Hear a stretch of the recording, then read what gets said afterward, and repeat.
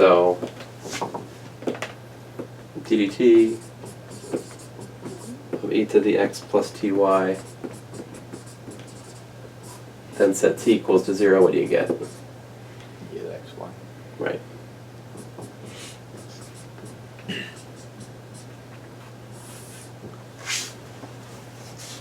Let's see here, so, and my y seems to have degenerated into a script y over here, is that what that?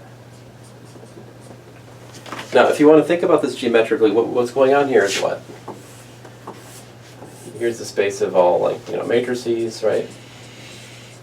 And you got some point, which is what, like, well, I guess it's, I don't know, what do you want to view I'm thinking of this as the domain, right? So I guess I should have something else down here, fine. So here's e to the x, right? Down here's x. There's a line. This typical point on the line is x plus what? Ty. That gives you a curve up here. And so what that is the directional derivative. It's the directional derivative of f of x equal to e to the x, right? It's the directional derivative of that function at y, in the y direction, right? So he points out if x and y don't commute, that's not the case. It's not equal. But it's still the case that this, although it doesn't calculate so nicely, but this would still be the directional. I mean, this is just a generic thing. This is the directional derivative, right? I mean, that as we talked about in advanced calculus, that was, bless you. Thank you. That was the case. And so what he does is he introduces a rather sneaky business right here. Let's look at this thing. He says, he looks at this function, 1 minus e to the minus z divided by z. What is this thing?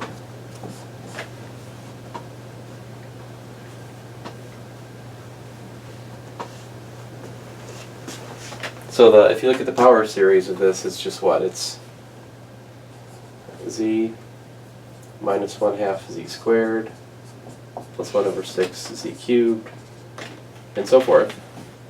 Or z. Or z, right. So that's equal to 1 minus 1/2 z plus 1 over 6 z squared, and so forth. Now that, and you can, okay, so the coefficients are this, basically the coefficients are shifted exponential coefficients. By the ratio test, you'll get convergence for independent of z. The coefficients die off rather fast. It's not quite the exponential function, but it's kind of like it. Anyway, it's an entire function of z, even at z equals to 0, because the singularity is removed. It's all removable discontinuity, if you like. And so his point is that this is a analytic, rather an entire function, and it makes sense when z is replaced by a linear operator a on some finite dimensional vector space.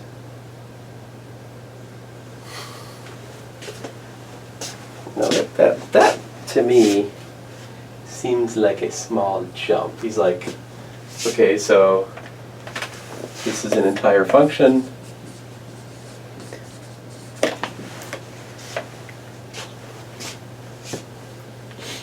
So he claims that this is still,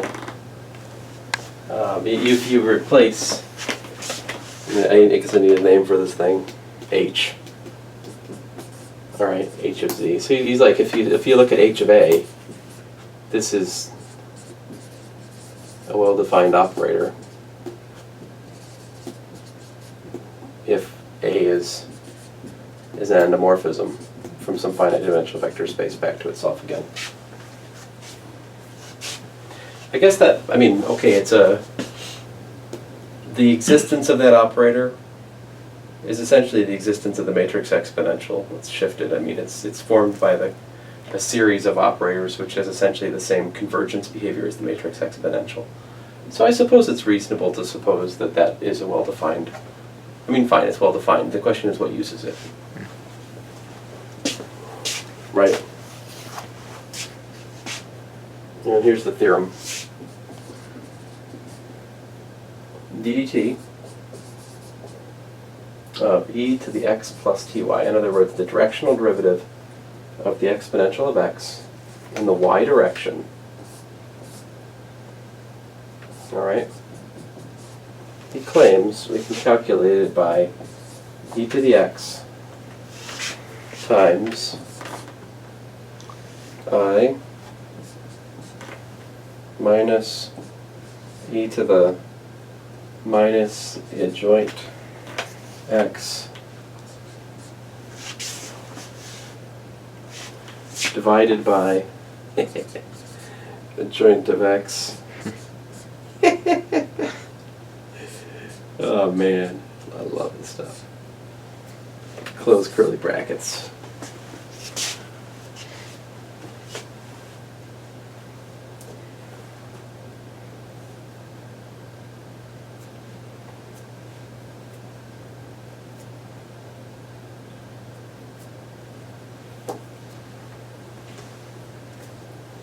Now, what does that mean?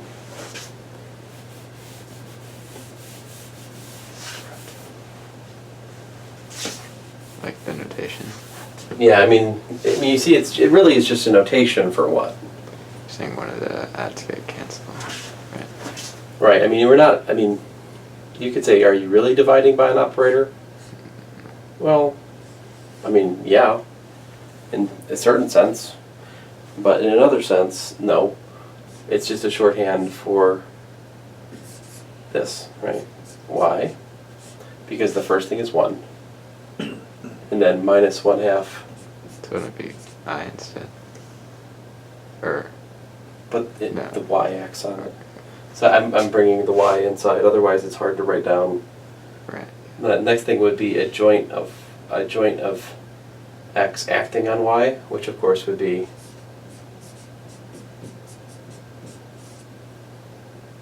and then what?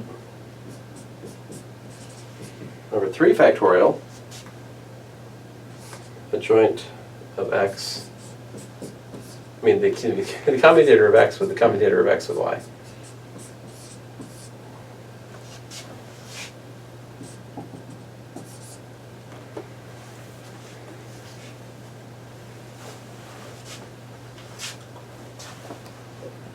I'm not quite seeing how you got from that to that.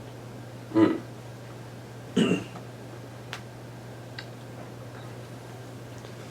So the point is if z is equal to the adjoint of x, right? Then like z acting on y is xy, Mm-hmm. etc. So this expression is just a shorthand for that series of the operator adjoint of x. Like writing this, Oh, it's the whole It's just a 1 shorthand minus e to the for- z. yeah, it's just a shorthand for this like sort of shifted exponential series. Okay. Yeah. And then there's more, and he's like, and if also if you have just the derivative of e to the x of t, almost the same thing, but what you get is e to the x of t times I minus the exponential minus the adjoint of x of t divided by the adjoint of x of t. Chain rule basically dx dt.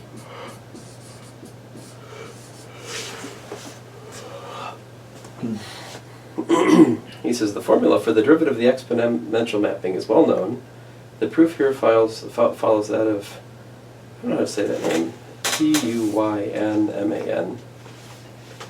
Tweenman? I'm saying it wrong. American Math Monthly, 1995. All right.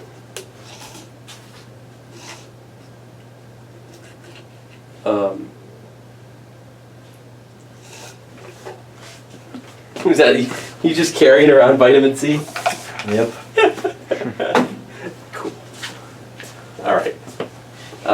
So then it'll take me about 15, 20 minutes to prove this theorem. All right.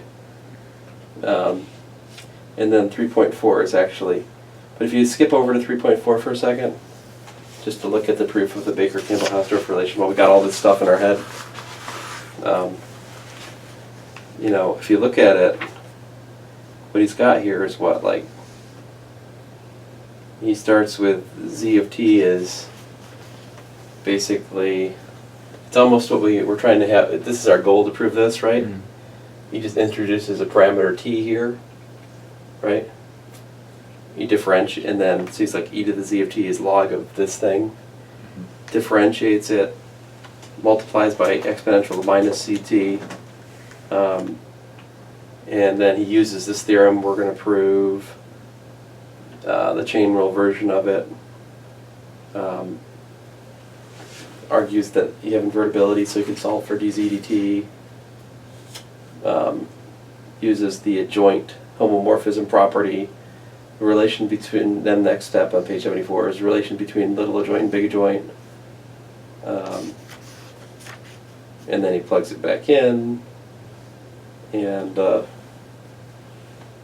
links it back to the original generating function g of z, and plugs in 1, and now pops BCH. I'm not sure I want to actually do that with you guys. I mean, I think we've gone far enough that you can read from where we got to the end of this and get more understanding of it.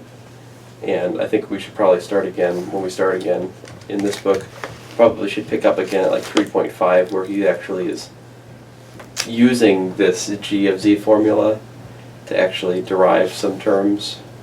So I'll try to do that, because I think maybe that might give us possibly a way at least to understand where the coefficients are coming from, or how to find further ones. I'm not entirely confident about that. I haven't seen him claim that anywhere in here, but I know there is a way. Now past that, in chapter 3, he talks about a number of interesting topics, including covering groups and subgroups and subalgebras, and that's pretty much it. The notion of a covering group is interesting. So we'll talk about that. Oh, so basically, my goal next time is to try to exhibit the calculations in 3.5 and talk about covering groups and the other thing. That'll probably about wrap it up in here. Now, in the time we have, the small bit of time we have remaining, I wanted just to share with you a few comments from Stillwell, because he has some interesting history here that it's worth looking at right now.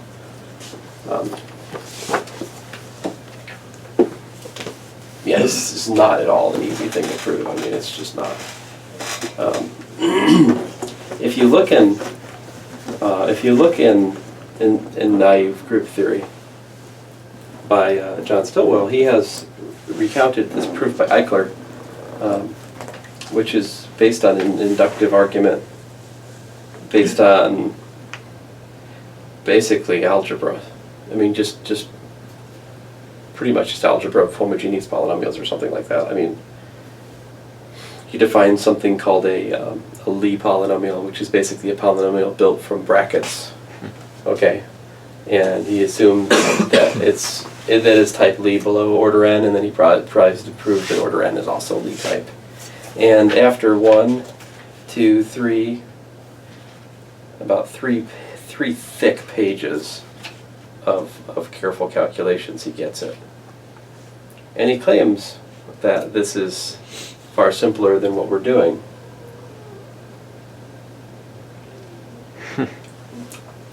Yeah, I mean, all of this sort of rests over, in one sense or another, existence in uniqueness theorems. Maybe he's not using that in here. So if you really get into all the details, maybe that's, I don't know. He's probably right, but I think there's merit to the argument that we're looking at this semester. Anyway, here's the discussion he has, which I think is worth reading. So he says, the beautiful self-contained theory of matrix Lie groups seems to have been discovered by von Neumann in 1929.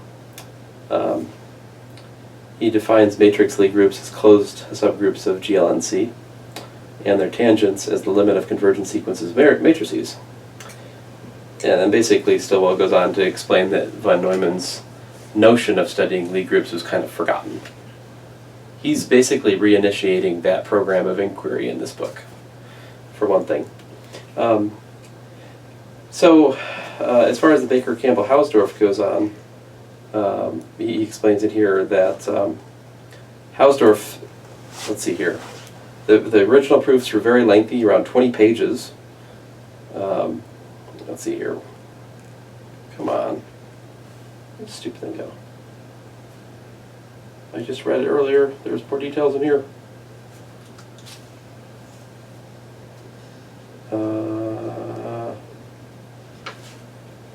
Missed one earlier in the chapter. He told me which one came first.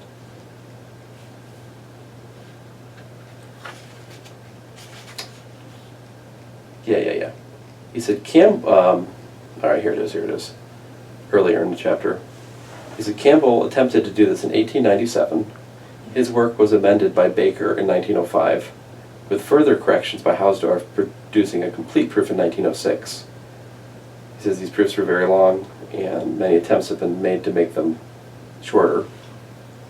And basically he says the proof by Eichler in 1968 is the most efficient one he knows of, and that's why it's in this book.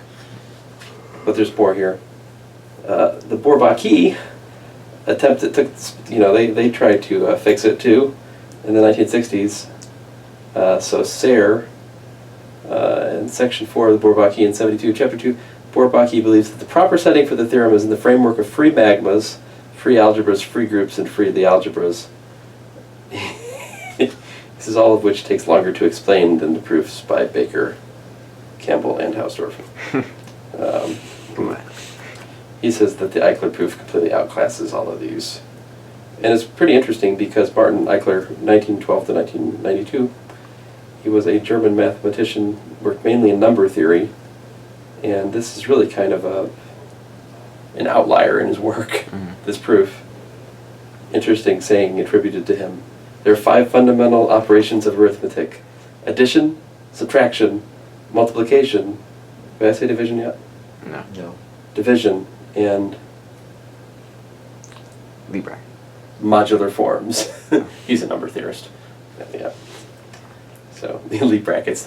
Now that would have been the thing you'd expect the person who would have improved the proof of the Baker-Campbell-Hausdorff relation, right? He should be a Lie theorist, but no, a number theorist of all things.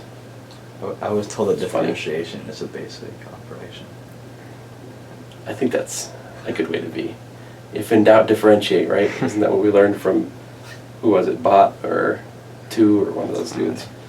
It's a great proof and quote in the, whatchamacallit, Rattlin, right?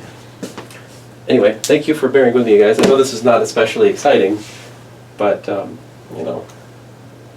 On the other hand, it's kind of fun if somebody's like, no one here has ever seen a proof of the Baker-Campbell-Hausdorff relation. You can be like, Yeah.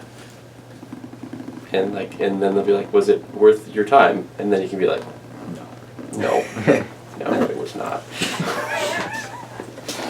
I've been advised not to do this by people younger and wiser than me. So, but anyway, I don't listen. So here we are. Thanks.